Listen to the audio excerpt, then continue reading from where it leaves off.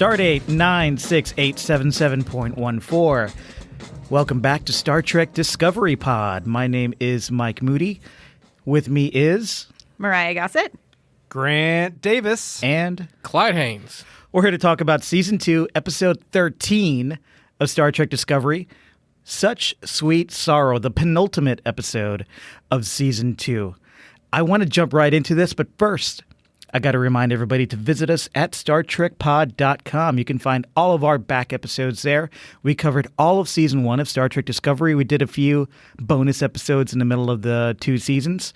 And, of course, we've been covering all of Season 2 of Star Trek Discovery. So visit StarTrekPod.com. Subscribe to the podcast on Apple, Spotify, anywhere you get podcasts. Leave us a review, especially on Apple. We'd really appreciate that, a 5-star review.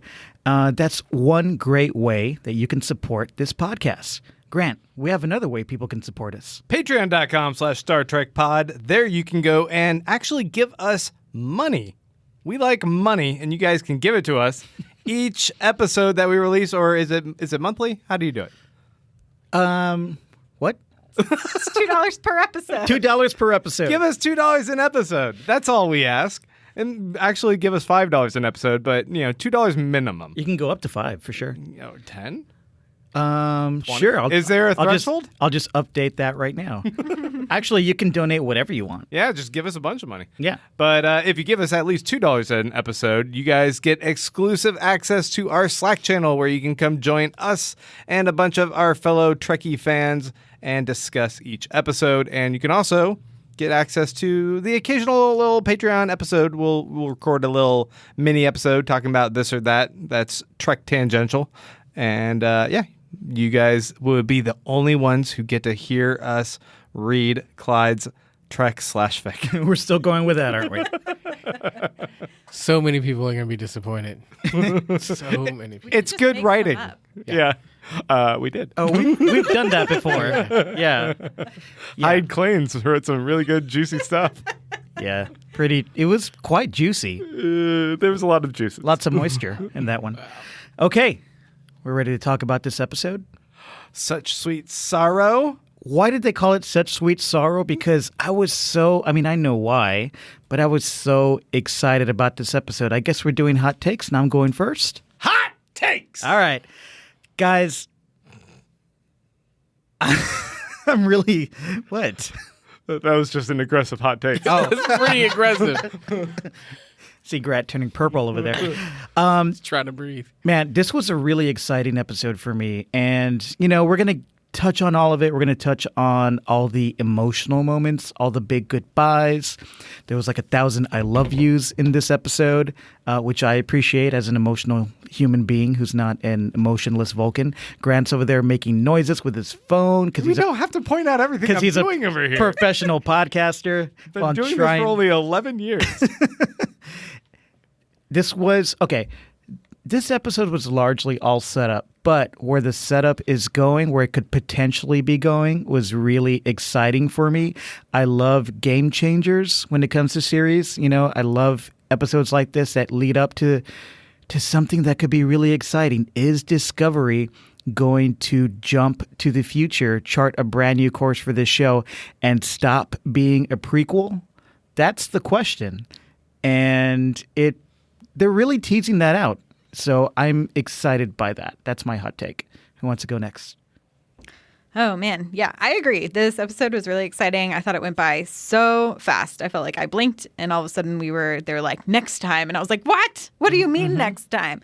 So yeah, I agree. I think they're setting up some really exciting things. I've got, lots of good Mariah theories that inevitably will be wrong. And then... Hashtag Mariah theories that are inevitably wrong. Inevitably wrong. But Michael is the freaking Red Angel. Yeah, you called that one. Yep. You got it. No. She is a Red Angel. Red Angel. Wrong still. Multiple Red Angels. Yeah. Anyway, we can get into it. We'll get into it. But anyway, I really enjoyed it. I agree. I thought a lot of the goodbyes and I love yous were sincere and really great. And yes, that's my hot take. All right, you know how I feel about this. So Mike's already said he loved it. Uh-oh. I imagine Grant's going to say he loved it. So, of course, I'm going the exact opposite way. Bring the and contrarian attitude. say I hated the episode and All right. all the sappiness. No, actually, I love the episode. And I thought that it was just the Studio right... is frozen over. I know. A twist. And it was just the right amount of like the emotional and the drama. Like I actually was looking at it and said it's not overdone. Like it's like I had the moment. Even the Burnham walking away from Ash and then turning around. I was like, doesn't bother me this week. This week I'm all in. I thought it was great. I thought they got the tone just right. You know, that scene, I'm going to throw us on a tangent already, but that scene where she's walking away and she turns around, they both look at each other and she runs back into his arms and they kiss.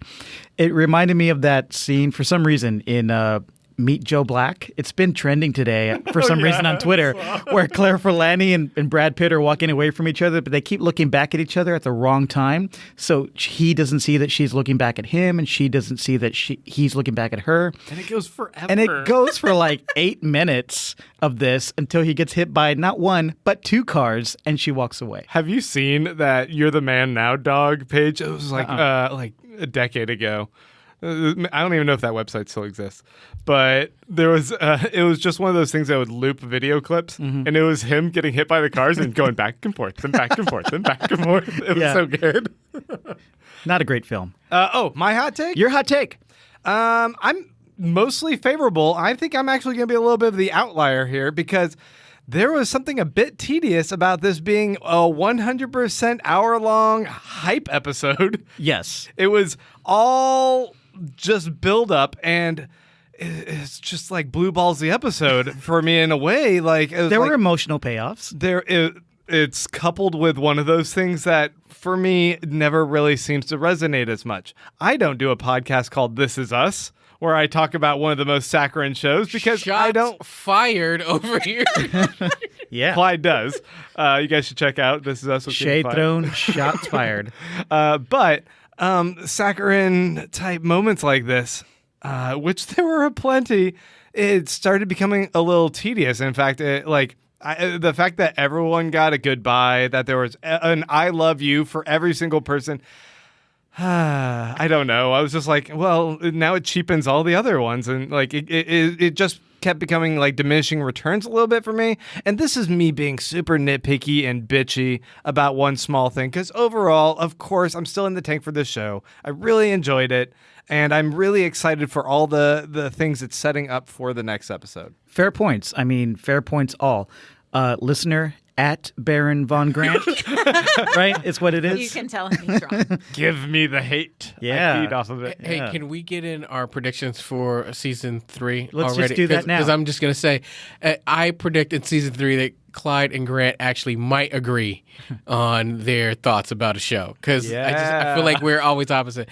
No, you didn't love the goodbyes. That was one of my favorite moments. You do a podcast on I this. know. I know you're gonna love that. But typically with this show, I'm usually the guy who goes, "Hey, that's way too much. Like it's too dramatic." Short and they were sweet, and it was little character moments that I think is really setting us up for the next season, where we're going to have a smaller ensemble, and we're going to finally get to dig into these secondary characters. I think you're spot on. Minus Blondie, who got nothing this Oh, yeah. entire Nelson. episode, but one little Shout out. Like great job Oh, stepping in. You're here too. Yes, you. I was like, Nelson. Her name is Nelson because I had no idea. Why is she standing in the back? Why is she coming? I don't know who she is. And I was like, oh, you stepped up for Ariam. Got it. Now I can not I feel think like you're crazy. she got something and then she got cut. Like some stuff happened. Like they were like, we got to cut some time. We're going to just cut out her goodbye. We Oh, don't have yeah. time. You do know what I mean? Like Yeah. I feel like she Like she probably had more had scenes? Yes. Yeah. Well, no one really knows her now. Like she Right. is the actress who played Ariam in the first season. correct. And then they replaced Ariam with some other actress just so that they could bring back this actress as a real human and still have that emotional payoff of killing off someone, because they can't ever really commit to killing off anyone. They bring everyone back from the dead in this episode of the show. Lorca's still out there. Lorca's still dead, much to my chagrin. I will say this. I've been just asking for some character development of the people on the bridge. And I felt like part of the goodbye was I got it a little bit, right? Right. Like I got just a little bit from each of these Like, kind of. who are they segments. Yeah. choosing to say goodbye to? Oh, their best friend or a sibling or a parent. It's Who like, knew Stamets had a sibling? right? I feel like he did mention it before. Did once. Probably. Well, Yeah. I mean, it's just I thought it was I that was a moment that I loved, and I was like, this is great. We're getting a little bit of their insight. Well, let's run through this. It was written by the new showrunner, Michelle Paradise, who's going to be running all of season 3. Also, Jenny Lumet and Alex Kurtzman, who also wrote, as we know, I think all of the J.J. Abrams Trek movies, co-wrote them with Roberto Orsi. So this was directed by Olatunde Onsun Sanmi. Man, I mean, that's like the most prolific director, I think, on this show, right? I think so, yeah. It's been quite a bit, yeah. Yeah. Great visuals, although I am getting tired of all the effect shots starting upside down or going in a circle. I- I didn't not. know what. No? I was watching this on my tablet, and I was like, did I turn this upside down? Like there was a moment where I wasn't sure, did I do something wrong? Is the And then I screen realized locked it. upside down? What's Yeah, happening? I was like, because I was moving at the time. I was walking from one room to another just at that moment. And I was like, what the hell did I do?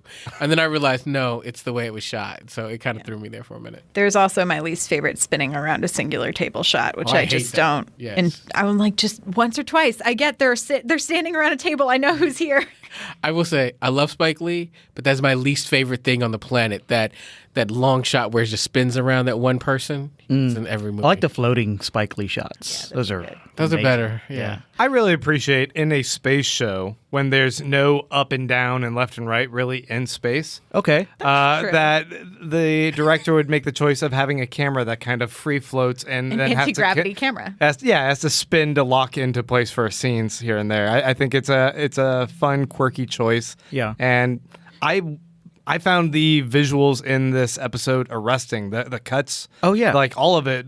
And yeah, it was pretty fantastic. So, And can I props. say the coolest shuttles I've ever seen? Shuttles look good. Shuttles look good. I thought the connectors between the ships looked really, yeah, it was hot. really awesome when they The docked. bridge. Yeah. Yeah, that was a cool idea. Instead of just beaming everybody over, let's just make some bridges And- and we're going to have a weird Tron-esque background as we walk to the other ship. Well, and didn't everybody what was that moment when you saw the bridge of the Enterprise? I mean, weren't you a little like, oh my god, like, I think it was the same moment for all of us. I was mean- like, pause, full screen, 10 minutes later. I mean, it was. I also had to pause and go, wait a second, like take this in, like don't just let this go by, because this is the bridge of the Enterprise, though much shinier. Pretty shiny. I was a little disappointed in the Enterprise.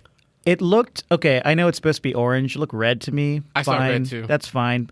I thought it looked Saw pretty. a lot of red shirts too. There were a lot of red shirts in there, yeah. I thought it was a little shiny, a little blingy. I wasn't necessarily disappointed in it. I thought it had enough homage to the original series bridge for me. Yeah, the shapes and the layout. Yes. correct. Definitely the shapes. Definitely shapes and layout. Yes, it's more. I just wish there wasn't as much heavy dark grays and blacks, because I think almost all OG series, any series of Star Trek I've ever seen, the bridge of the main ship is always in more neutrals, very earth tone. They're a science ship. It feels like a lab and less like a military ship. And They used to have a sepia tone on the camera for all the filming of those episodes, though. Maybe that's what it was. well, I was thinking, kind of along with you, Mariah, is that it felt a little dark, like just in the shadow, but that's I much literally more. wrote a little dark question mark. But that's Discovery, where if you go back and watch the TOS and even TNG, it's like there's full on lights everywhere. Like I dare you to find a shadow. Yeah. And so I think that was one of the differences, that it's like, Mood lighting. yeah, the mood lighting. Well, there can be an in-universe, reason for why it looks different. I mean, it's Pike's Reign. Maybe they retrofit it to make it look shittier once Kirk shows up. I mean, Kirk is super into the retro. Yeah. yeah, when Space babes. Green space babes. Green Green space. space babes. Yeah. when I first saw them board the Enterprise, it seemed like kind of jarring, like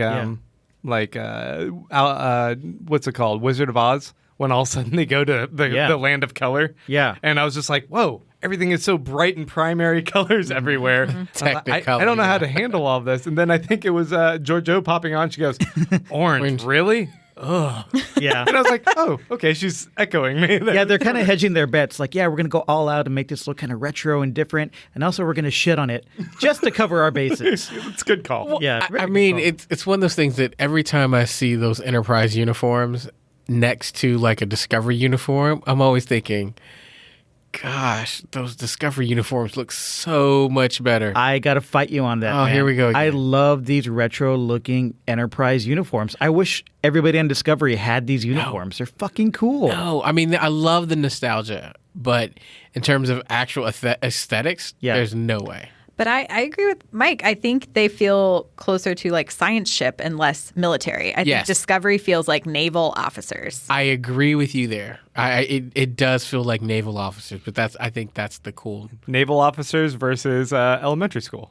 Oh, Versus science lab. That's what I You know what I'm ready? I'm they look looking like for, though? superheroes. I just want someone to pull the sweater down like Picard used Oh, to yeah. do. Yes. That's what I want. Somebody's done that before. Stamets does that sometimes. Does he? Yeah.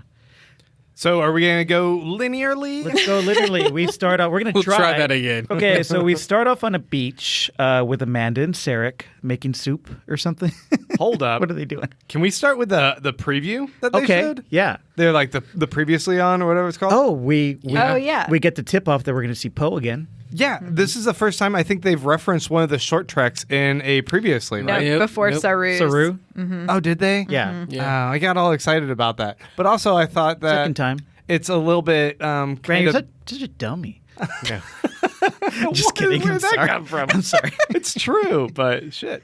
No, I thought it was just kind of bonkers, like what all they show in that, like previously on, because like we have the clip of the feral teenage space queen runaway going on there, and it's like, oh, but also we have stealing time crystals that show your future. There's a hyper intelligent AI that's using nanobots to reanimate corpses, and like. This is all in the same show. This is like what everything's been building Right. up to. Yeah. It's just a lot that they've gone in these different directions, and now they're starting to fuse a lot of these concepts, and it's really impressive and ambitious what this show's done. I love the fact, and I know we're probably going to disagree again, but I love the fact that I felt like I got paid No, you didn't. for, I'm kidding. there was some payoff for watching the short tracks. Yeah. Right? Like, it's like, I felt like, yeah, if you didn't watch the short tracks, then you got a little bit, but you didn't see the whole thing. And for someone who sat and watched them, and then had to wait a month or so to watch the next one, I felt like there was a reward for that. It's a little extra. Yeah. And I thought that I also know, and we'll get into this, I'm sure, but because I've seen Calypso, like like the idea of them moving forward in the future isn't that like foreign to me. Like it's not even like I'm like, okay, that all that makes sense. All the pieces seem to be falling into place from these breadcrumbs that the short treks left. I've been looking for. Right. I got to So- say, this version of Poe I loved. Remember when we first watched that short trek, and the character of Poe was kind of hard to define. She was all over the place. It's a feral wildling. She was a feral wildling, That goes and then she's a invisible. teenager, and who knows? Like her character was all over the place. So it was hard to connect with her. But this time we meet up with her. She really knows who she is. She's a really well-defined character and a really fun presence. But we're going linearly, so we'll get to that. I've got a big question about that. All right. I kind of want to go there now, but we can wait. Don't ruin my fun. right. Let's go back to the beach. The Sarek's beach. doing some hippie yoga bullshit and getting in touch with his chakra, just so he can find out that Burnham's in trouble. Burnham's in trouble. He's got a premonition. And then we get another voiceover from Michael Burnham telling us You don't like the voiceovers? telling us what we all already know, telling us what the previously on already told us about why they have to blow up the ship, about controls on the way, et cetera, when all we want to see is forward momentum. At least I did. But we're getting Burnham wrapping everything up again. I have a hypothesis as to why that happens. Yeah. So I think it's because Theory time. it's not it's literally a logistics theory as a producer head. So it's sure. it's because in most other countries they watch this on Netflix, and I'm assuming if you are binge watching on Netflix, it skips the previously on. But you're binge watching. Like you just saw the last episode, right? Exactly. You know what's happening. But that's why they do the vocal recap, because it pulls in some of the other pieces. okay. Anyway, Yeah. my thoughts. That's a good call. No, you're right. It's, but everything is made for binge watching now, and Yeah. so I think they do these things for that. You're right, but it does pull me out. It's like, okay, Right. this is a TV show. We got some cute little moments from it. You see that Tilly is trying to collect all the snow globes she can to fit them in her bag. She's like, no, I need one more snow globe to fit in my bag. Probably from her mom. That's my guess. I think her mom gave her some snow globes. You like never the know. only thing that good for nothing mom gave her. See, that right there is, I think, kind of feeds Mike's point for me, and that's because I didn't even catch that. Because when the voiceover happens, I'm You just tuning tune out? out a little bit. Like You didn't see Saru grab his circumcision blade or I whatever? saw. yeah, Here's but what that's happened. later. I saw it, but I didn't hear her talk about it. No, he grabs it right after Tilly No, grabs the snow globe. that's right. I saw the actions, but Yeah. it wasn't. It didn't register till he was talking about Well, it no, later. I didn't need Burnham to tell me what was going No, on. I yeah. knew where those blades were. Yeah. The snow globe thing. Okay, the action that yeah. everyone's doing, like we're preparing to leave the ship, we're preparing to blow up the ship, the Enterprise is coming, we're setting up the bridge, and we're all going to leave. And everyone's doing that, and everyone's collecting what they need to collect and getting out, and people are nervous and hurried. That, visually, that story is told and conveyed very well, but I don't need Michael Burnham, like, telling me what's happening the whole time. Yeah. It's a nitpick. But isn't you guys correct me because I'm not as familiar with Trek, but isn't it one of the integral things of Trek to have a captain's log element at the beginning of a lot of these? I Sure. thought that was like such a trademark of it. Yes, and but how the they cap- kind of creatively adapted that to being like journal entries or. But it used to more like set up the theme of this particular episode. And the because- captain's log Yeah. typically gives us new information as well. This didn't. Right? Yes. Isn't this setting up the theme of parting is such sweet sorrow, Yeah. and yet all of the things that one loves, I guess. All good points, but again, it's not. She's not giving us new information. Right. Yeah. And I think that's Forward momentum. Forward but momentum. I Exactly. think the other thing about a captain's log is it's giving not only it's giving us new information, it's giving us insight into what the captain or that person is thinking that we would not be able to figure out on our own usually, right? And so it's this thought of this is why I'm doing this. You've seen me not do like if it was Data working with Spot, you're like, why the hell is he with this cat? And he's then telling why he's with the cat and what I've it means. assigned Spock to work with Data on blah, blah, blah, blah, blah. Like, Right. Yeah, yeah, And yeah. so that way you have no idea what's going on. And so the captain's log or the personal log helps you. This is a recap. And so I was kind of like, recap. I was looking, going, those are the knives that are important to Saru. Okay. So I'm watching, but I just kind of filtered it out. But to Grant's point, there was some great, character visuals, like when the Enterprise shows up and Spock gives it that sign of acknowledgement where he's just staring at it. And even though he's a Vulcan, doesn't really convey emotion, you could still see in his eyes he's happy to see his ship. He's that like, was look nice. at that sweet ride. So there was one thing, though, I did pick up on from the voiceover was when she was like, I wish I had the same sort of faith that Pike does. And I was Yeah. like, obviously, he thinks everything's going to be fine because he has now seen his future, right? And so I would think that would mean he assumes they're successful because he lives long enough to be at a training thing, nice. running this training simulation, getting blown up, blah, blah, blah, blah, Melting his face, melting yeah. his face. And he's like, oh, I have this tragic ending. But by doing this, I've still seen that we are successful and not all life has been crushed. Yeah, that's a good point. When they're all evacuating to the Enterprise, did you guys for a second think like, oh wait, has this whole show been like a backdoor 2-season entrance to an actual Enterprise show? I was thinking that last week because they made the plan to blow up the ship last week, and then Pike called the Enterprise. Right. I think I even said on the podcast, my best case scenario here would be that everybody goes see the Enterprise. Now we have a Pike manning the Enterprise show with Saru as his number one and Michael Burnham. That would For be a second, great. I was like, oh wait, they might actually pull that off, but that would be so bonkers. There's so many That would be great. So I'm with Mike. That would be great. At no point did I think they were going to blow up the ship. And the reason why is because short trek Calypso. We know the ship Right. doesn't Yeah. get destroyed. Right. I was thinking about that. I thought they could potentially do No, it. there was no chance that ship was going to blow up. Yeah. Here's my other thought is I don't know when they finished writing and when they found out they actually got a next season, right? Oh. And so I think they were writing to be smart in case they did not get renewed and then they could do an Enterprise. And the writer's room is like, we're ready, let's go. Right. We're just going to jump in and do an Enterprise show. They could still do it, man. As long as you don't call it Enterprise, Right. then we're Been great. a long way. Sorry.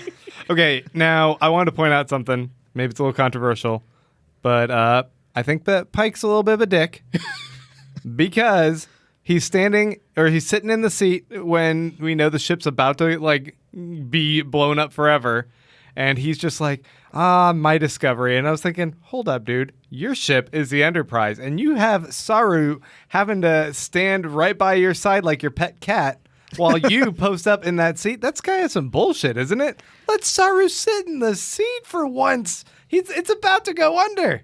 Let him have the seat. He's let He's him have earned the it. seat quite a few times. Pike but- has earned that. I mean, think I don't about, know if okay, he he's has. been on this ship, what, 6 months? It's They've, carpetbagger, I mean, Johnny to come be- lately. to they've be been that- through hell and back. To be that hot, you have to have a little bit of an ego and an arrogance, You right? said he was a dick. He's a swinging dick, I'll tell you that. I mean, the swag and confidence he has in a room. That's what I'm saying. I'm with like it didn't bother me. I was like, like I'm just I was like, hey, I acknowledge Go your with point. You're heard and seen, my friend. Yeah, okay, thanks. welcome. That's all I wanted to say. Yeah, yeah. I have sorry. I have one more note from the voiceover. We're not even done with the voiceover, guys. This is gonna be a long one. a We're gonna long get show. we're gonna get past the teaser soon. I I- promise. buckle up so and get sorry. your popcorn, listeners. So, because Michael Burnham says something about grand design, and I had kind of plugged this into if you are a Patreon subscriber and you're on our Slack channel, you get to talk to me about philosophy. Yeah. And so the idea of determinism versus sort of free will, and the idea of the time crystal as being this sort of like theological push towards possible theological based determinism, and that there are, and that happens a lot in Star Trek, right? So there are, prophecies that are told that somehow have something to do with plot lines from older shows. And then for this whole season, we've been getting this time crystal that somehow locks into your future, which to me says that there isn't a lot of free will going on in the Star Trek universe. See, I hear exactly what you're saying. I don't know if I just kind of ignored some of that because it feels like it's contradictory to what we all know as sci-fi canon around time and time travel. And that is, once you've seen it, you can change it. Right? I mean, that's typically what we see. That's not what law says. Well, I mean, I'm focused happened. Listen, I'm focused in on the Bible of time travel when it comes to science fiction. And Right. that is Right. In time. Back to the Future. It all starts there. And once you know what's going to happen, you can change it and alter your timeline. Right? And so I think I just look and go, all right, now that you've seen, and the issue that I was struggling with watching the show was and this is going to jump ahead just a little bit. Don't hate me, Mike. There two different people were exposed to the crystal and saw that there's an unexploded photon torpedo that hits the Enterprise. Mm-hmm. Neither one of them has said anything about it. So I'm thinking, if you say something about it, that doesn't have to happen. Also, True. to monkey wrench this a little bit, and I don't have the greatest memory here, but we had a Harry Mudd episode last season where bad shit happens Nice. with the time crystal, and he keeps using it to jump back after people die. Right. The people die, he jumps back and changes stuff. He jumps back and changes stuff. Yeah. Right. But Until he gets a Groundhog Day scenario that he likes, right? yes. But my whole thing is them telling Pike, this now has to be your future no matter what else happens. You are seeing the way that you're going to die. So I don't know if that's just what the time crystal does, is like, we're going to show you how you're going to die. And once you're okay with that and you take this crystal, that's how you die. However, he is the architect now of his own future because he chose his Right. future. He was able to choose that path for himself. Right. But is that Yeah. just the illusion of free will? But I think the writers are using that because they know that a lot of their audience is going to assume the determinism is now at play. Like all of this has to happen. But if that can't possibly be the fate of our Discovery crew. They're not all going to get shot in the head. Something else is going to happen, and yet that was telegraphed as the ultimate future. So it must be that they're trying to trick us one way, and we're not actually in the Prime universe. This is an alternate universe where Pike lives forever, and he stays on our ship with us. Fingers crossed, man. Fingers crossed. I mean, my thing with the like Reno, again, we're jumping all over the place. It's a timey-wimey time travel episode. This is going to be a great episode. What we do. So because Burnham and Reno both see that future, I feel like it's more the time crystal saying this current timeline is going to happen based on what is currently happening right now. Yes. Yeah. And so unless they change a big factor, I feel like That's Jet what's Reno's gonna going to be happen. that factor. I think that I think Burnham is so. just going to be, she's a I'm gonna that try to martyr save the complex, day. right? Yeah. She'll be like, I accept my death. She's the noble person. And Jet Reno's like, let's just like turn the screw a little bit more to the left and maybe Yes. that won't happen. I feel like Reno's going to jump in and be like, you got to fly the ship and distract the people so they don't shoot Enterprise or something crazy like that. Well, right? I mean, okay, so we get to the end. and it's established that everybody's gonna all our space friends are gonna jump to the future, including Spock somehow. But then Reno does see that there is a a torpedo lodged in the Enterprise, right? And then we leave it there. You know, a little after that, the episode ends. We're just That- following the theme of the show and going from the beginning to the Yeah. end. Yeah. That just telegraphs to me that Spock can't go into future with everybody. Jet Reno's going to let everybody know this is going to happen to the Enterprise. He's going to take a shuttle and go save it, and they're going to leave without him because he can't, right? Because Since we're jumping to the end, I'm going to jump to the preview, the preview for next week. Oh my God, we're going to the future. Well, I think I'm with you, Mike. So I think one, when you think about time travel and this whole prequel, the thing about a prequel is that they're things that you know, right? Like if you watch Better Call Saul because you like Breaking Bad, then Mike Ehrmantraut is a superhero because you know that no matter what happens, he won't die because he's in the next. He's in the future. There's lots of winks and nods. To Exactly. people who know. And he Right. ages backwards. Yes, but when you look at what we're dealing with here, is similarly, you know that no matter what happens, Spock is going to be okay. He's going to be more than okay. You know that the Enterprise is not going to be destroyed, right? So these are things that we know, unless, to Grant's point, we're in some alternate universe that is not the Prime universe. So what We know those things. What you're saying is Mariah's theory of determinism is correct in Star Trek if we're talking about plot lines we've already seen play out on other shows, like Pike Sure. Right. and like Sure. Spock. The other Yeah. thing is Spock loves to time travel, does it all the time. So who knows? bag, yeah. He could be the one who's actually sending the signals. Like they jump and then Spock is using them so he can get back to the correct timeline and get back on the Enterprise. Season 3 predict us. Oh my God. That's Whoa. an interesting one. Whoa, yeah, that means they can take Spock with them. Fuck yeah. Because he's signed on for the next season. There's So- pictures of him with no beard. That's It's happening. true. Yeah. I would like to say, so we're back with Culber. And I was thinking getting off the ship is actually best for Culber. Like he needs to move. He's got too much baggage on this ship that he doesn't know how to process. For him leaving, it would actually probably be one of the most therapeutic things for him.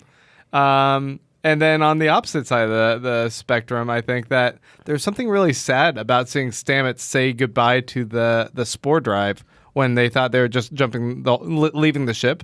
Because isn't there something like a little bit more intimate that went on with his relationship with this spore drive? What are you saying? I don't mean over there? intimate like sexual. I mean like intimate like he was a part of the galaxy, the multiverse, Right. in being a conduit for it. Right. And this was a device that allowed him to share something that no other person in the galaxy has ever experienced. But I think we're meant to. I don't know. I just thought there was a little bit more weight to that goodbye. There should have been, but there was the story or the show is more concerned with him either continuing or ending his relationship with Culber. So Right. that's where the focus was. But that is a good point, and I would have liked to have seen that happen. Because his mind and body was connected to something that a human's mind and body is not supposed to endure, and it changed him forever. So yeah, if he does leave it behind, he's leaving behind an experience that no one has ever had. Yeah, something that's truly life-changing. You Moving guys, from third dimension back into 2D. Like, how Right. do we do that? Yeah. you guys got really deep on this. I got distracted. So I mean, We also skipped the really fun. I thought there was no bad ideas, and then they were all telling Giorgio that was a terrible idea. hilarious, which was by the so way. funny. But in that scene between Colbert and Stamets, I got distracted twice. Right, one Tight suits? No, when Stamets starts talking about how he was going to leave the Discovery Again, I started writing my letter to CBS about how I was pissed off. Stamets cannot leave. Anthony Rapp cannot go Exactly. anywhere. So I was literally, I've got a couple lines here. I was starting my complaint letter, and then Culber says, "Well, when the Enterprise comes back, I'm going to join him." And I was like, "You, sir, are no Mr. Bones." So I was like, "You're not Bones."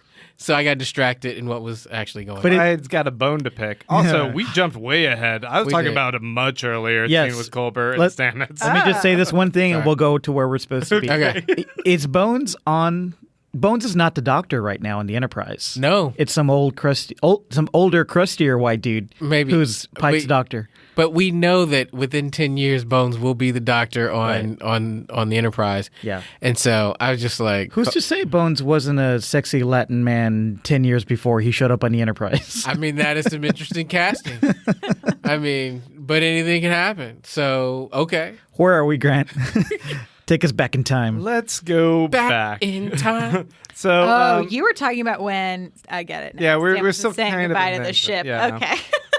so Burnham, we jump to the scene where Burnham is taking a look at the time crystal, and she's actually finally piecing together some of that 7-dot mystery. It seems like, but once again, terrible timing, Burnham. We're trying to all leave the ship and blow things up. I don't know. This is the best time for you to realize that. Oh wait, all of this was a pattern because the time crystals are relevant. Yeah, I do like that she's the only one who really wants to seek meaning in all of this. Like Pike is doing some great leadership. He's like, we got to move forward. We got to go. This is the way. He's being very pragmatic. Very pragmatic, yeah. But she still feels so emotionally connected to everything that has been happening, and she's searching for meaning here. So, yeah, she's the one who's taking it slow, who's going to hover around a time crystal. Rightfully so. Yeah. I mean, she's got a lot of emotional investment in this, especially given it was her mom. That was a Red Angel, and Right. her. Yeah. Not rightfully so. They got to move. So this is something that she could do. I know they keep bringing up On there's the a Enterprise. ticking clock. Yeah. I know. I mean, there's a clock everywhere, and she's like, "Yeah." I mean, we even see Pike pause, like, "You're coming, right?" And Yeah. he finally just do what the hell you want to do. You want to get blown up in ship, fine. Well- and he walks off, and I'm like, "Good call, man." Well, no, because she has to stay back. She has to touch the time crystal to get a preview of this disturbing vision she'll see once everyone walks over to the Enterprise. We get a preview of it. She could have done that on the Enterprise. There's nothing stopping her from being on the bridge, and I don't mean like the bridge of the Enterprise. I mean that evacuation bridge. Halfway through, she could have just reached in the bag and touched it, and be like, That's right. They took it over there, didn't they? Yeah. What happened? And then moved on. She didn't have to do it right then and there. I wanted everyone to. I wish this was a video podcast sometimes, just to see how Clyde reacts when he touches the time crystal. Yeah. Just in the room. Listener, if you want to see Clyde's fun gesticulations and you want this to be a video podcast, patreon.com/Star Trek Pod. Give us a budget for video. I was channeling my inner Rick and Morty in that. Yes. So, Saru and Pike set the remote auto destruct sequence. It's pretty cool. And they walk over to the bridge. We see all the reddish oranges, or the red oranges all over the Enterprise. And that's where Cornwall went. She went to. I didn't know she was captaining the Enterprise. She No was one knew that. handing out a bunch of therapy to those people. Yeah. I'm sure. Yeah. Yeah. That's where she's been. Okay. I thought it was interesting that number one was actually sitting at the con. That was yeah. fascinating to me. I don't think because I mean, I guess to the Enterprise that we're used to, Spock is number one, right? Yeah. Yes. And Kirk, yeah. and he's not at a con. I guess He's a at the science station. officer. He's at the Yeah. science station. So Well, I really like some of the agency they gave number one here. That was pretty cool because if you watch The Cage and The Menagerie, she's a really great character. Like, she is very tough. She's kind of like Bones, and she takes the initiative. So here we got to see Rebecca Romaine Stamos do that as well. You know, they were like, no, I already retrofitted all the shuttles. I know what I'm doing, and the shit's gonna go down. She was ready for the fit And she to got rid hit of all the the shan. goddamn holograms. That's right. We retconned the holograms away. It's a cutesy thing that her name's only number one, right? The whole Yeah, time? Like, yeah. they never actually say her name? No, they never named her They character. even have, like, a specific point where he says, like, great job, number one. She's like, thanks, Captain. And then someone else, or Cornwall's like, you too. And he's like, thanks, Admiral. And I was like, Admiral, Captain, Oh, number yeah. one. Like, no one's using names No here. names. Doctor. Exactly, right? So the auto-destruct fails. They try and shoot it. It fails. Shields the are ship's up. like, fuck you. I was just like, has Discovery become Control? That's what I thought had happened. Yeah. At first. I was just thinking why would you blow that shit up, right? Like, that is the ship you want to be on right now. Discovery creates the Borg? Is that what it is? No. No. I'm just saying, you've got a ship that refuses to be destroyed. Yeah. That's the ship you want to be on, right? But it did remind me of the way Control has been taking over the Section 31 ships. So that was a little scary. So I don't know if I'd want to be on that ship. I mean, Even though it's not Control, it's the Data that has somehow become I'm sentient. just saying, I don't know. put me on the ship that refuses to die. Right, That's yeah. where that is literally the safest place. Burnham starts time crystal meth tripping, and Right, on the bridge of the she's seeing- Enterprise. everyone gets a death scene. It seems like every single person on the bridge has to have that dramatic death scene, just like everyone gets a goodbye, and everyone gets to say "I love you." I bet the actor who plays Leland was like, fuck yeah, I get to bust in and fucking zap everyone in the face. Let's do this. But everybody dies. This is for all the critics. Yeah. Everybody dies. It was kind of like a mini Infinity War ending. Right. But Yeah. but not as like traumatic because you know it's all going to be reversed in 20 minutes. So Instead of a year. instead of a year. Yeah. But yeah, Michael has this really disturbing time displacement vision. It's all very jarring. And Did you notice that when everyone dies or starts dropping dead, Burnham reaches out, and the first person she reaches to is Georgiou. She like flips over her Oh, body. And yeah. says, no, about Yeah. her, and I was like, oh, their relationship has really evolved. Like, and you see it like back and forth through this episode. I Like, think it's her continual mommy issues because like Yeah. OG Georgiou was like her mentor and she watched her die. And like now she's Burnham- watching her die again. He's got a lot of moms. get over it. You got man. like 8 moms. and, they can make a sitcom out of this. and yeah, My I 8 mean, moms. my 8 moms. Octomoms. It's almost there, and I mean they're almost all in the same room. It's got to be a little weird.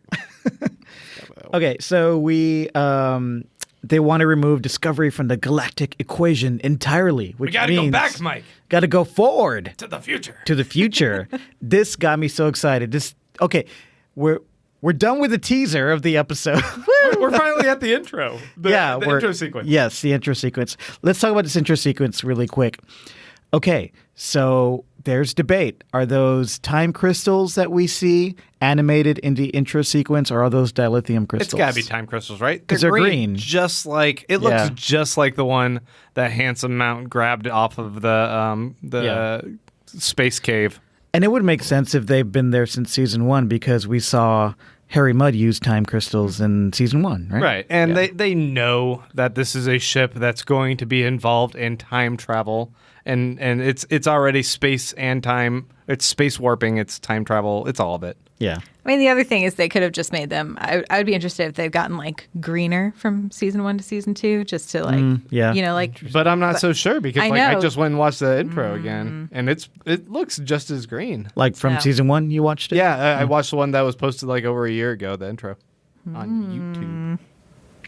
well then. Well, then. Yeah, I don't know. They knew. It's Or kryptonite. they had some degree of a plan Yeah. that they wanted. I mean, To drop a little fun. You know, hints. I'm feeling being like I should just be contrarian, so I'm gonna go dilithium crystal. I forgot that was an option. Yeah, I'm gonna go dilithium crystal on the Thanks, Clyde. Yeah, that's what I'm here for. So they got to make a new Red Angel suit, and only Michael can wear it because she has her mom's DNA or whatever. Spock does some quick shorthand for us, the audience, like to stop everyone from arguing. He's just like, hey, I'm going to drop a quick logic bomb on all of you guys. Obviously, she's the other Red Angel because she's the one who has the same DNA and she has the future knowledge about all the stuff we need. So it's her. She's going to go in the suit. She's going to be the one that we blast up into the future. Deal with it. He sounded like every argument I've ever had with my partner when you know that you were right. Yeah. That's Spock. That's this Spock. Yeah. in It a was like nutshell. said with a sigh of disdain for everyone else. Like, obviously. Ugh, you dumb humans. Let me save you 25 minutes of discussing this and just lay this out for you right here. They also throw in a whole bunch of science gobbledygook here where they're like, we're going to smelt some titanium. We're going to lace Right. it around the dilithium, whatever, Yeah. plasmazoids. And I was like, okay, cool. I don't need the specs of the suit. Just I fucking don't know. make it. I was kind of like, cool, man. Yeah. I like that they just go, all right, we're going to do some quick science jargon real quick. Yeah. And that's just going to help us keep moving the plot forward. The one thing I needed for that to really work for me is like the montage. I thought you were gonna say like a bong hit. No, I need I need the montage with like the music in the background and like a welder's torch and somebody just putting the Oh, suit yeah. together. You know, with like some Like a cool suction thing that goes into like a body meld of hers or something. like that whole thing. And then I've been like, nice. Now that's the payoff. Mm-hmm.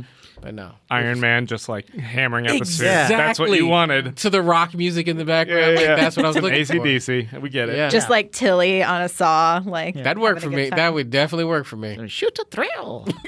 And to what Mariah was saying earlier, Giorgio has a great plan, I thought. She's just like, yeah, why don't we just blast something and make a supernova ourselves? Yeah. We can do it. And And they're like, that would kill millions of people. And that- she's like, so. that's a terrible plan. It's like, hey, there's no bad ideas. And also, aren't we fighting for saving the rest of the galaxy of all sentient life? No Starfleet's not gonna co-sign, killing millions of. I mean, they It's- co-signed a lot of other stuff. It's light genocide. We're only gonna do genocide to the beings that live in the mycelial network, not in our space. Okay, fair enough. Yeah, Fair like point. we did again in this episode by using the fucking spore drive. But nobody seems to remember that. So, listen, I thought I have a little nitpick here. So, the idea is for Michael to wear a new Red Angel suit and then get the Discovery to follow her through the time portal that the Red Angel suit opens up, right? Through autopilot. But isn't the Discovery not responding to commands? Isn't it taken over by the information? Maybe it's as long as self-preservation is part of its interest, it Yeah. might just want to go there too because it will kind of get messed up by control if it stays here. So maybe it has also, I a certain just degree of don't know. self-awareness. It could like actually force itself to stay through the gravitational pull of whatever this like portal thing she's going to make. Because if it's on right. autopilot, there's no one telling it that's a bad thing. It's just like, oh, I'm moving with the direction of the stream. Like, Okay, works for me. And anyway. I think the other subtlety is that so far what we've seen is the ship refuses to allow you to delete the data or destroy the data, right? But in terms of using the data, whether that's Starfleet or Control, it doesn't seem to care. And so I think that's the thing. So in terms of, as long as you're not trying to destroy it or kill it, it seems to be okay. So it'll go right in Yeah, the future. no, I get it now. I was dumb before. Supposedly, Giorgio or Burnham rather is going to Bill and Ted into the future and just like set up some red dots where she knows to put them. And is this going to be next episode or is this going to be all of season 3? I know your theory is that it's all season 3, right? And then she's lost in space or in time, and we're looking for her. Lost. Maybe, in but I think that space. if you recall the episode with her mom, was that last episode or 2 episodes ago? Two. They were able to address all of the different places that the Red Angel popped up in the span of like a minute and a half. So I feel like they're fully capable of addressing like her in a quick montage Yeah. sequence where she places these red dots and what the last 3 are. Please no. Okay. I mean, we've been on this journey for 11, 12, 13 episodes now. All I'm asking is, so we dedicate an entire other season to putting some well, dots. I mean, I wouldn't. I don't want that. I don't know that I want that, but are we gonna rush through 3 dots in 60 minutes? Yes.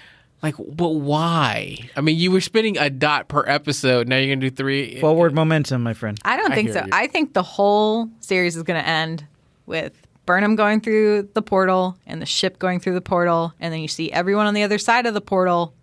Credits. Series? Yeah. Series What? is over. Not series. Series. You're saying Or season. series. The season. Okay. Well, Okay. Yeah, sorry. But what's the third season? No, Yeah. there's the season. Got it, Sorry, got it, sorry, got I sorry. I do. So think we're left guessing. Yeah. Yeah. I was looking, and I kind of wrote down on my notes like we've got 4 of 7. So I was looking for another one, right? Oh, we got a fifth here.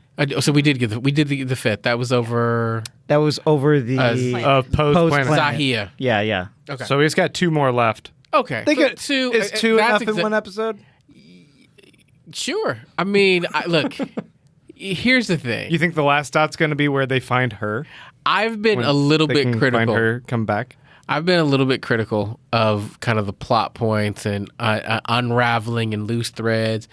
They're sizing this up to bring all this together, so I'm kind of going to give them the faith that if they want to do 2 red dots in an episode, I'm with it. Tie it in a bow.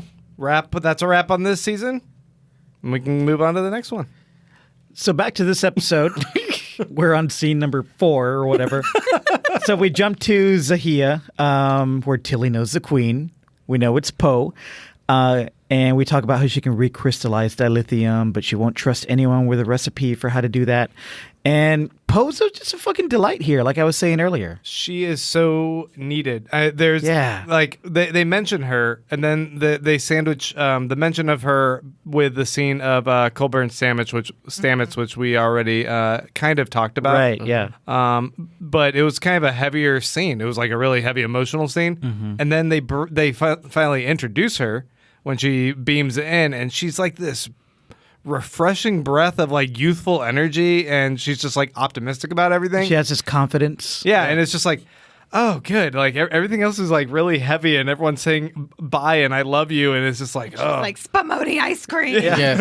I like how she break. cuts off Pike. She's like, Tilly! yeah. Tilly's like, this is a captain. It is that she's supremely confident, right? But not in this, what are we gonna do? We'll figure it out. Like Pike confidence. Yeah, she's like, yeah, it's Quang. But it's She's the Broad City Queen. it's a romantic comedy confidence. It's like, hey, we're gonna be okay. I literally wrote down Poe is the shit. She is. Poe So is the good. shit. I also wrote down, and I talked about this earlier, number 1 is also the shit for her little scene of just in case the shit goes down. You like number 1, huh? Yeah, she's cool. I mean, it's Rebecca Romaine. I mean, it is. I mean, here's the problem I have when I look at number 1, is all I see. My God, you're so contrarian to No, I'm no. Did you like this episode? No, I did. This is not a bad thing. I'm not. It's nothing bad. It's just that when I see number 1, I'm trying to focus on number 1, and all I see is Mystique from X-Men.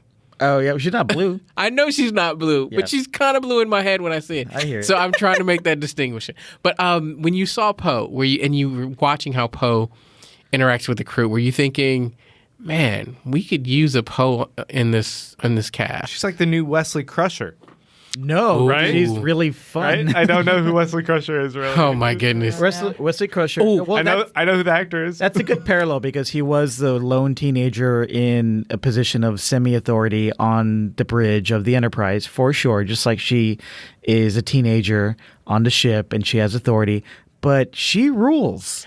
Wesley Crusher was okay. He drools. Yeah. Yeah, I got it. I got a theory. I just came up with a theory. Okay. All right, and I'm looking at Mariah because I might be right and I could just be way off. Jet Reno dies, No. No. and Shut your mouth. Poe becomes the engineer for the. Shut your mouth. yeah, she's a queen of a galaxy, and she's like, Yeah. She's gonna be stuck in the future, so it's not gonna matter. No, she's not. She's not going with him. But I wrote at the bottom, did Poe get off the Discovery? No, she didn't leave. She said she was gonna stay. She said that, and then everybody's like, "Where's Poe?" And I was really confused by this until I remember she likes to go invisible. Right. Oh. Right. I thought she was going to stay and fight on one of the shuttles. She made a point of saying that, and then I thought they said something of like, we're not sure that she's left, sir. Yeah. I can't get a read of if she's left. And Right. Pike's like, I got other shit to do right he's now. like, so- we'll figure that out later. Yeah. But yeah, and then because here's the thing. Again, if you didn't see the short trek, you don't know that because they didn't show that in the preview. Yeah. But yes, she like when she first came on board, she went all invisible. Right. So you think she's like actually been invisible and jumping in front of all the bullets and everyone's pretending to die on the bridge? I don't think that. What? I don't know. That's interesting. Also, there's no bullets. Yes, there. I don't know where she is or why she's there, but I would assume that if she didn't get off the ship and they don't know where she is, that she's on the ship and she's invisible. Look, I like Jet Reno. Hell yeah. I'm just wondering if Tig Notaro has other stuff to do. There was an NPR interview with her recently. She's like, this is like the funnest thing I've ever done. I love being on this show. Yes, And but I hope they write more episodes for me. I just don't know if she's going to sign up for a season 3. Because, I mean, even now, she's It been... did seem like in that scene where she was sacrificing herself and saying, Exactly. "Hey, Sam, it's Tilly. Go ahead and get Get off out." here. I'm gonna touch this thing and get all like melty like Pike." Here's what I know. think. I think Poe is in that room with Reno and is going to fix it. Okay. I don't think Reno's in any real danger. No. Also because I just put Poe plus Reno equals magic more. Yeah. Exactly. They like each Yeah. other. I like you. I like you too, dog. Yeah. Ride and die. So we ride or die. We realize that charging the crystal like we want to do will burn it out. So it's a one-way trip to the future for Michael Burnham. And then I wrote down, will they all join her? I wrote the same thing down. Get out of my notes. The answer, yes. The answer is yes. And then, I have another thing I want to bitch about. Okay. I hate how Burnham took one small moment to say one like beautiful thing about like how proud she was that her mom created that suit, and Giorgio's got to be a dick about it and be like, ugh, whatever. Like right when she was like, yeah, my mom made that suit. When she's telling her, she's telling Poe, and Giorgio's it's like, like, we have time for that later. yeah. I was just like, man, you Haters better have gonna that hate. moment. Look, She's haters being gonna a hate. jelly eighth mom. She's Yeah. just a jealous eighth mom. Here's the thing. She's got 8 moms. You joke, but I actually think that not Burnham, I think that Giorgio is the jealous mom. Yeah, Right? she because is. I think Totally. part of it is that all the other moms had a different type of relationship with Burnham. Amanda had another kid. Really, when you think of Giorgio, Burnham really is the only child she's ever really known. And as great as their relationship is, Burnham's always putting her at best third, Right. ahead of the other 5, It's really like Yeah, four. it's a natural reaction for her to have. Yeah. You said 4th? Yeah, because there's real Giorgio and then all universe yes. Giorgio. Oh, yeah. Yeah, Taryn. Yeah, wow. She's got 8 Mom. All right. So, yeah. Burnham says she's leaving, and Ash is like, what, baby? You're leaving? Little BFF. No. when they tell Ash, Yeah. is like, hey, I'm leaving. And he's like, what? Yeah. And then it zooms out and he's finding out this information about like the girl he loves, like sacrificing herself to die in front of the entire bridge crew. And it's just like, oh, But man. what? And everyone else is here having to watch me hear this shit. Yeah. I will say, and I don't want to jump ahead again. We've already talked about it, but I love the fact that I needed Pike to recognize Nelson, because on this scene where everybody's standing outside and they're kind of panning these people, and I'm like, oh wow, and they go to Nelson, I'm like, who the hell is that, and why do we care that they're coming? And then I realized, oh okay, Yeah. Reminding you who she was. yeah. I had another technical question. They make a point about how they need to charge the time crystal with the spore drive, and it's going to put the spore drive out of commission for 12 hours. Right. Now, did they move the spore drive onto the Enterprise? Because of what value would this spore drive be on this ship if they're taking that entire ship and sending it into the future? What else were they going to spore drive around and jump and do if the whole thing was they don't have that ship anymore? They're moving it to the future. I didn't understand. Well, I think it's because then there's the hope that they can come back if they have the spore drive. because then they could eventually jump the ship back, right? Because we can But travel I through guess, time and space on this board. They were concerned like all the ships are coming and they're going to need to take and charge this thing up using the spore drive, and then they won't have the spore drive weapon. But I'm like, but you won't have the ship. No, the issue is, okay, so They're going to charge it up, then use the ship to fight everyone, and then open it up and take the time. So when they open it up, they've got to get to this opening, right? And it's going to take a little time to open this, Yeah, the shuttles are going to path for them. But if you've got the spore drive, as we've seen, Lorca do, if you got that spore drive, you can just hop around and start shooting people, and they can't get you. And so I think the hope is the Discovery could then do that as they're getting ready to go in. And so they have a better chance. It's the best weapon they have. Otherwise, you're dealing with Control and a bunch of Section 31 ships who the hell knows what kind of weaponry that they have. I bet Stamets doesn't even need it anymore. I think he's going to go Super Saiyan. His eyes are going to go white, and he's going to spore drive them all because he's now like this new like deity that's like exists outside of space and time. And he just hasn't fully tapped into it until he relinquished the one thing that tethered him to this universe, which was Culber. Yeah. And he said that beautiful speech about being able to let go of him because now he can go to his other true love, the spore mycelial network. Right. So you're saying that Culber was his constant? He was his constant, but now he has a new one. Yeah. So you're saying not only are we getting a potential Borg origin, but we're getting a potential Q origin with Stamets here. No, I don't know. I like where you're going with that, brother. I do not. Sorry. All right. Okay, so yeah, eyes up for Commander Burnham.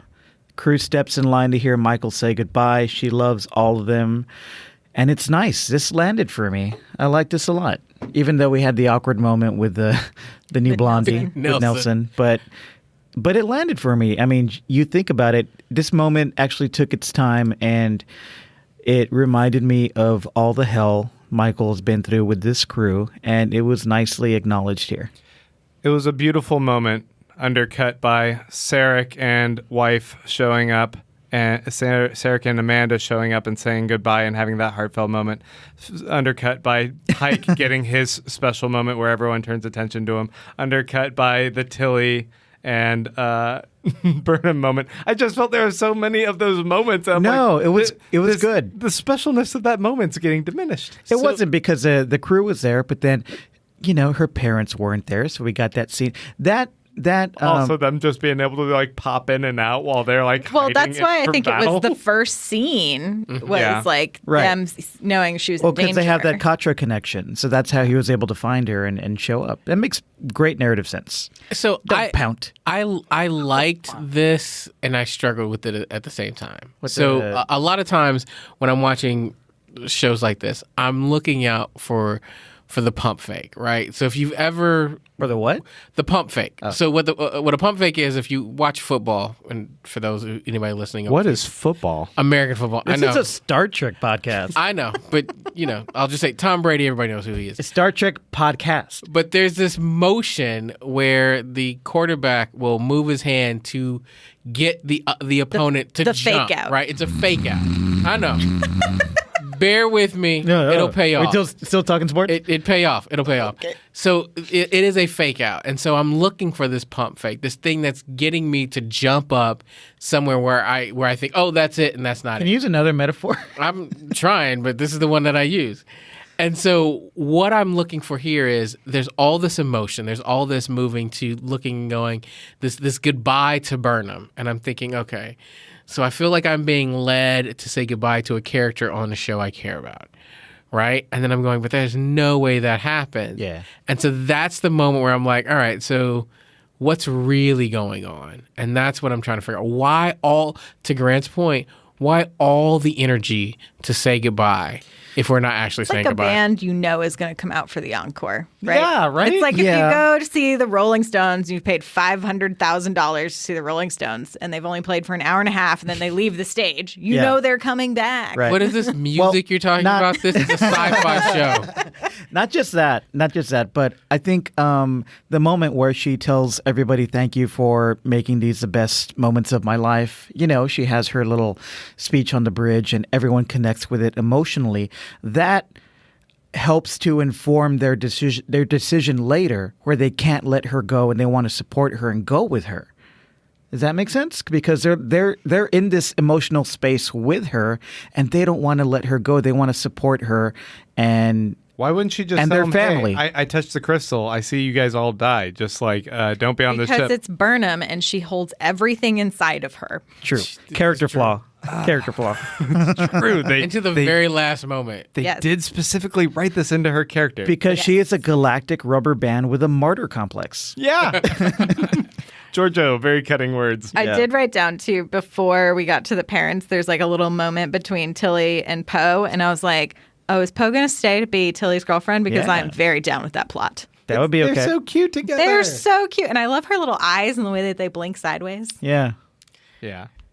What is Tilly going to do? That brings up an interesting question. What is she going to do now that Pike is leaving the Enterprise? Because, that was where that was going. Tilly and Pike. I think only you saw that. Okay. I did not feel that. I'm feeling Tilly and I was Poe. feeling it too. Thank you. I'm not against you. So, Sarek and Amanda appear, and it's nice. Even though you had,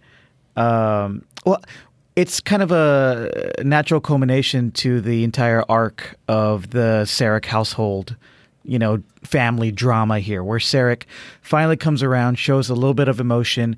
Of course, it takes, a literal breaking point where his daughter is going to be taken away from him forever for him to say, forgive me for being a shitty dad, and basically expressing some love, unlike a Vulcan. Yeah, I thought it was great. How emotionally manipulative. Like, she's going to say, no, I don't forgive you at that point. What a prime opportunity. It's like when I go to confession, I go, forgive me for this and any other sins I can't think of. Let me just do a big catch-all real quick. What is this religion you speak of? I don't This is a sci-fi podcast. It's a Star Trek pod. This had me, what was going on here with Sarek literally had me thinking, is this control Sarek? Is this not really Sarek? But of course it was, because it was out of character a little bit, but I went with it. You know how I knew for sure it was him? Was how awkward that hug was at the end. Oh yeah, they like the weird Amanda little and her just go all in, and he's like, oh, I guess like this is what we're That's doing. when I was like, oh, this is you're what we're still doing. the correct character. Yeah. 'Cause it's like emotion. Oh, physical contact. Yeah. I feel like I don't even do that with her mother. I need to figure out. I want this backstory on Sarek and Amanda because they are so opposite. Yeah. I'm just trying to figure out how that happened. Do you not listen to the Paula Abdul song? I mean, I can sing it. again with the I can music. What sing is it. this music That was you're a talking about? good one. Good reference. Yeah. Anyway, sorry. Okay, She so makes the clamoring bed, halt. and he steals the covers. Nice. That's a good one. Okay, so Michael reviews her mom's video journals to learn from them. Oh, wait. Are we done with the Sarek thing? She wears a cool jumper. I'm still thinking about Paul Abdul. This podcast is off the rails. Like, I did want to say real quick about the thing about like how much importance they put in her saying goodbye to her parents is that may potentially lend a little bit of credence to that theory that she goes into the future and does reunite with her mom, and we need some sort of emotional payoff to this being at least the previous life that she did live. If in some eventuality she's able to go and join forces with her mom and course correct her parents ever getting killed, because Right. she won't have that life where she lived growing up as a half Vulcan. So getting this key scene, I think there could be a little bit more to that. there could be, but there doesn't need to be. For what it was, I think it was just a nice culmination of this small family arc that we've seen over the past several episodes. Also, isn't Burnham great in like these past few episodes? Remember at the beginning of the amazing. season, like you guys were like Yeah. not on board Burnham. Yeah. But she came through. It felt like She's early. clutch. She is clutch. Sports reference. Nice. I know that one. I think early on in this series or this season, we were kind of questioning just what she had to do, what she was doing. Now, these last few episodes, she's been amazing. I'm wondering if this is, of all the goodbyes that I saw, the telling Sarek and Amanda goodbye, I started to question if that was the most real goodbye. Like, will Burnham see them again? Right? Like, if this show takes off and it's different in that from now on, this crew, it's a much smaller crew that's battling new things in the future. which really works to tie up some things, then this is a legitimate goodbye for Burnham and Sarah and Amanda. Right. And that works for me. Yeah, exactly. Yeah, we don't need. I mean, it could happen, Grant. They could be telegraphing that, but we don't need it. Yeah, fair enough. So, So Tilly wasn't there when Burnham said goodbye to the bridge, and of course she says, "Our goodbye needed to be non-existent. It's not who we are." So she surprises her with all of our space friends in the corridor saying, "We're all going to go with you, including Jet Reno." Ride or die. Yes. Yeah. I was so excited when I saw Jet Reno. I literally said, "Yes!" I know, I thought- She's going with him. My wife is like, "What do you do? What?" And then we see Spock there, and we're like, "You're not staying. Right. Get Yeah. out of here, I was Spock." like, not this guy. I want him to come, but I don't think he's coming. Ash will not go. Oh, you're saying? I was just thinking, when I saw Spock there, I was like, well, yeah, we know he's not going to go. I wonder why have him there, right? Is it just like to show that he's emotionally attached? But we know he's not going to end up wherever they end To up. tell us, the audience, like, everything's good. Nothing's going to happen. Spock's there. But I think you knew that. I think it would have been more interesting if he could not go.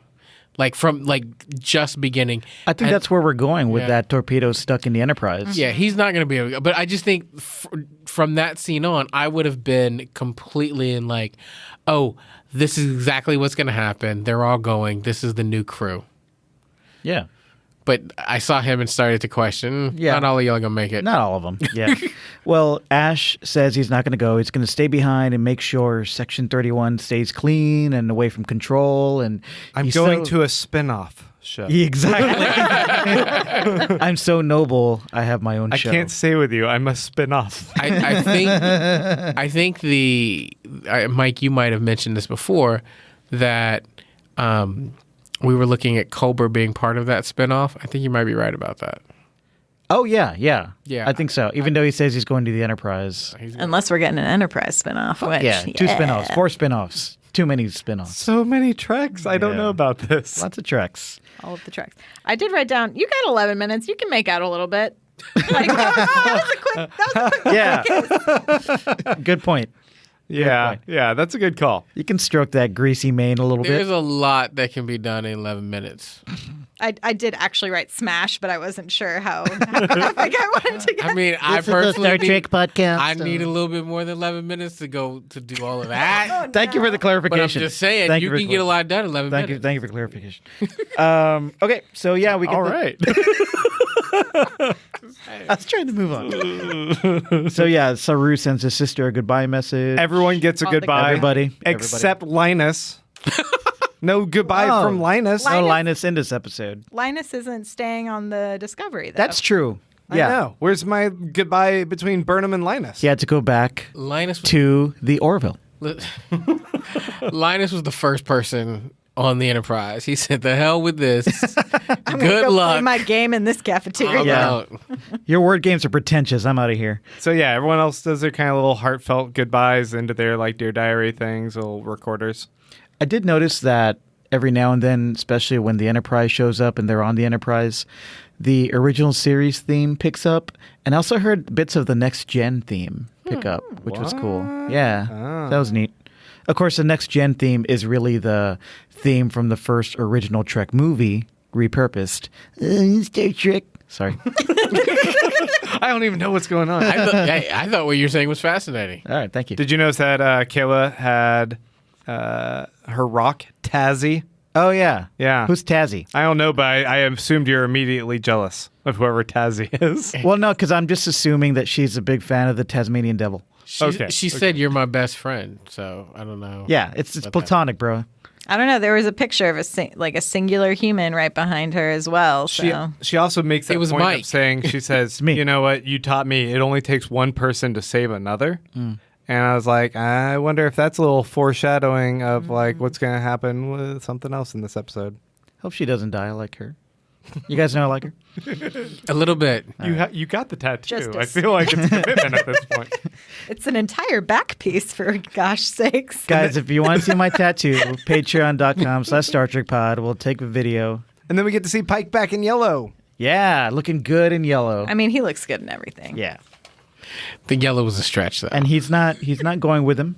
Mustard's hot this season. Pike in his Enterprise suit, and he says it's time to appoint a new captain. But do we get a new captain appointed here? We don't. What No. the fuck? Saru is denied again. Once again, we pretend like who was currently the de facto captain, who was Saru. Am I crazy? It was. No. You're right. It was. Prior to him leaving, he dangles this again. It's like, hey, you guys are all on a doomed ship. Who wants to be captain? Like, what another dick. But do you move. think he's doing that though in a more of a like, I don't want to name someone because if I do, then it's that person has to go down with the ship, right? It's their responsibility. But Yeah. if no one is named, you are all in this as a team. Okay. That's how I took it. I like That's that a little spin. bit sweeter. I also think inevitably next season we're going to be getting a Captain Burnham. I've been waiting for this for 2 seasons. Yeah. So, I mean, look, I like Saru and all. I've never felt him as captain. Saru's ready to play, man. He's got I get it. his I just don't want balls to be dropped captain. and everything. He's ready to go. Yeah, he's going to be a great number He's a one. man now. Yeah. I think he's going to be a great number one. I don't No, want him as he should be captain. No. He deserved it. We will. I'd sooner want to see Tilly as captain. So Pike says goodbye Or to the bridge Killy, crew. I should say. Captain Killy. Mm-hmm. Pike says goodbye to the bridge crew. They all stand at attention. Calls them exceptional. I like that. Yeah. Saru, I'll miss you most of all, he says. Do you think he meant it? I think he did. I think he's gonna miss Burnham most. I think he just watched the Wizard of Oz recently. I needed that to be a little tighter for me, only because it didn't connect. Like, I got the sentiment. I believe the character meant it, but I think over the course of the season, I didn't get their relationship to be that close where he'd be like, I'd miss you most of all. I was mostly just already missing Pike, knowing that he's not confirmed for next season, thinking that we're only going to get one more episode with him. So when he was standing at attention and then the doors whoosh, in front of him and he was gone, I was like, but I like him so much. He's like one of my favorite captains in all of Star Trek, and we've only seen one season of TV with him. It's nuts. I'm more bonded to him than I am to James Kirk, probably. I thought, kind of going back to what could have been taken as like a weird throwaway line of like, I'll miss you most to Saru. I think he was mostly saying that to cement that I do think you should be captain. That was his like, Yeah, that's how I it's took it. you. But I'm going to let you all decide because if y'all are stuck in this crazy time warp, you have to pick who's your leader, Yeah. He's like, it's you, because if you appoint Burnham captain, she's just going to sacrifice the ship every chance she gets. Or herself. Honestly, he's probably just like, it has to be Saru because Burnham's eventually going to sacrifice herself to death. Yeah. We get a little bit of that hero moment with Jet Reno, where she's like, "Hey, I'm gonna stick around here. You guys go ahead and head out." And I just really wanted to touch a time crystal once in my life. Yeah, there's a problem. The charge will make the crystal effect kind of seep out, and they have to contain that. So I guess she stays back to try and contain it. But she sees the same thing essentially that Burnham saw, or at least they replay a few of the same clips With the visual focus on that torpedo being lodged in the Enterprise. Yeah, that seemed to be more substantial for her because she's not on the bridge when the big shootout thing with Leland goes down. Right. Correct. Right. So she could be the wild card that pulls some magic and saves them from that fate. Maybe. And I think Mariah's theory might be right, that Poe is hanging out with her in that room and they might team up to save the Enterprise. Yeah. Question. Some bubble gum and Where's Giorgio? She's on the Enterprise. yeah. Was Yeah. she? Okay. Well, she's just about actually. They have her go with Pike to beam them out.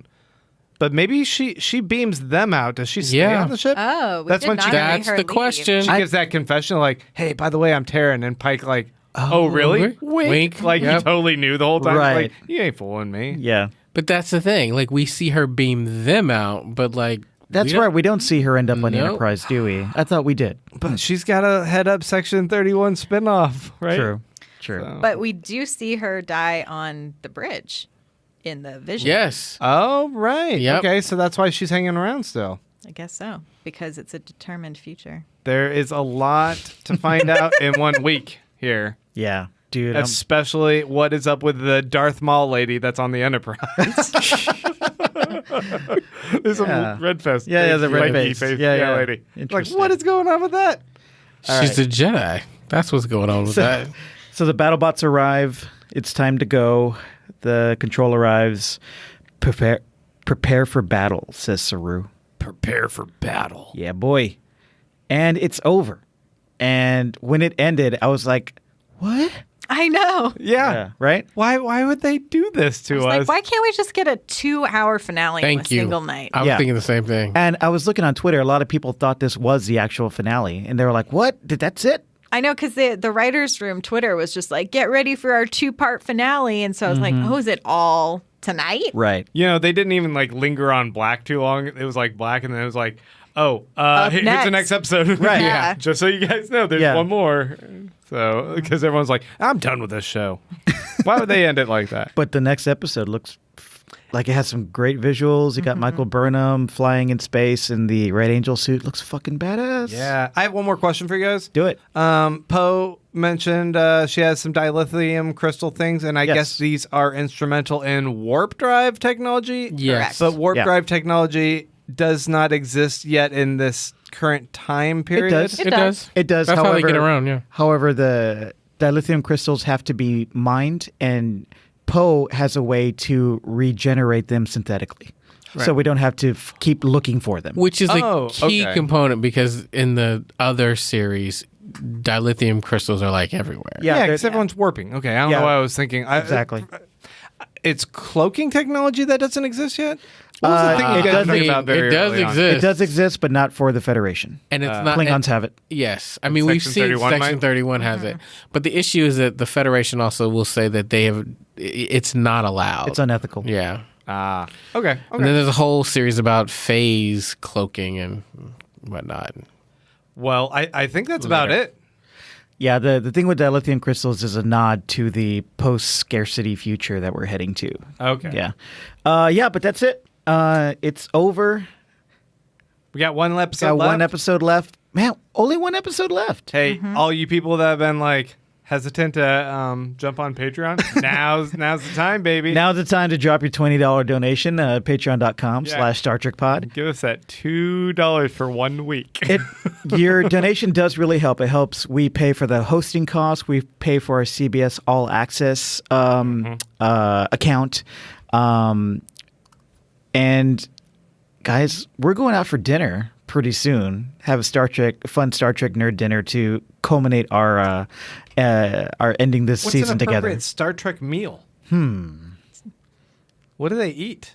Time crystals. Anything they want, because they have Yeah. whatever they want. Yeah, whatever they want. I feel like the theme of this season, though, has been burgers. Yeah, Everyone's been chomping on the That's birds. true. I could do burgers. we just need to do some sort of like open market cafe where we can all just kind of pick whatever food we want. Let's go to the mall Yeah. food court. The mall food court. The mall food.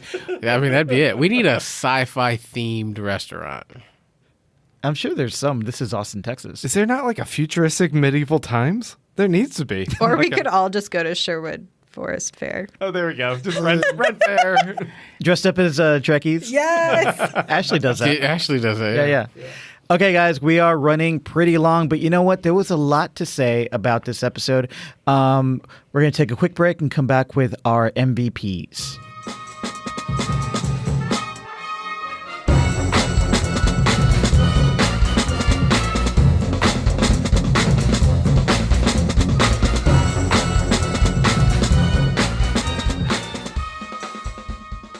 Oh, guys, it's time for us to hand out our awards for this episode. Awards. So we're going to give our unanimous decision for the best performance of the episode and our unanimous decision for the best crew behind the scenes development of the episode. And then we're going to go around and give our individual honorable mention, whether it be a person's performance or something we liked also about the crew. So first up is our favorite performance. Yes. It's a tie. We gave it a tie. We cheated.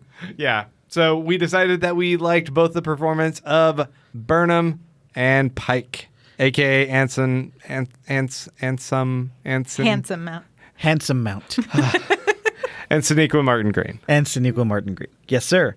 They're both so great in this episode. Yeah, we Yeah. couldn't pick a favorite, and I think the episode itself couldn't pick a favorite. It kept kind of toggling back and forth between, like, kind of tipping the hat and bowing down to those two characters. Yeah.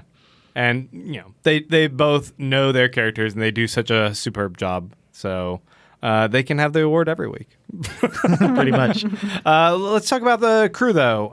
What was our favorite part of the crew, part of the production? We thought the writers did a phenomenal job with all of the goodbyes and the many sort of plot lines that are starting to come and tie together, and all of the kind of emotions felt real and not overly dramatic, but dramatic enough. Yeah, I also want to give the writers props because in previous episodes, when we have this task that we have to do, we sometimes like getting to that task or getting everything together it just feels boring. But here, they made it exciting with the introduction of Poe. We have all this techno stuff we have to do. We need help. Hey, here's Poe. Made it fun, right? Right. And there was just a bunch of elements like that. Jet Reno came in, made it fun.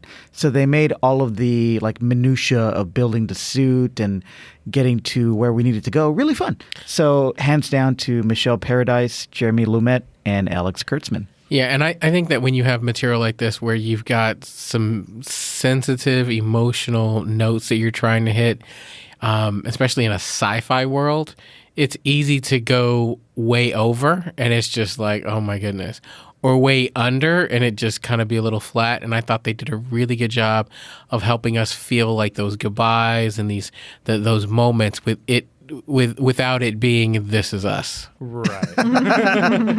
Honorable mentions. Clyde, do you want to kick off things? I thought this was shot well. I thought it moved well. And so I want to give an honorable mention for the crew to the director. Okay. And then from an acting standpoint, I really liked both Number One and Amanda. I thought for the limited time they were on screen, they drew you in. Even if I was looking at Rebecca Romaine in blue in my head.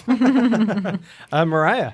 Yeah, I agree with the director because I think even though there are words on the page, without someone who's accurately directing the actors, working with the actors to get those performances for these goodbyes, you never know which way the actors are going to go. And I thought the choices that they made with what takes they decided to go with was smart. And then for acting, shout out to Poe for coming in because it's hard. It's the last 2 episodes of the season. You're coming in hot as this like very big character, but I thought she just did such a great job of like melding right into the ensemble. Yeah, that is I'm going to mirror that. Yeah, Yadira Guevara Prip as Poe. Fucking awesome. Just injected some great energy here, and it was wonderful that we had a fully formed version of this character, and she just did a great job playing it. Yeah, I'm gonna echo that. Poe was fantastic. Yeah. Really, really fun. Yeah. I mean, my pick was gonna be Linus, but I guess I can say Poe. Man, Linus. Miss you, Linus. Just watch the Orville next week. Okay. He'll be on there. All right, guys. Thank you for sitting with us through this long episode. But longer than the actual show. Yeah. We just had a lot to say, man. And it's the end of the season, so what the hell? We're excited. Yeah, I can't wait to next Let's week. run along. Come back next week for our recap of the finale. And visit us at StarTrekPod.com. Rate, review, subscribe on Apple Podcasts. And y'all know the drill. Find us on Spotify, all that stuff. Find us on Twitter at Support Star Trek Pod. Podcasts you love. Yes, please do that. Because we love you, just like Burnham said. Yes, we love you, and live long and prosper.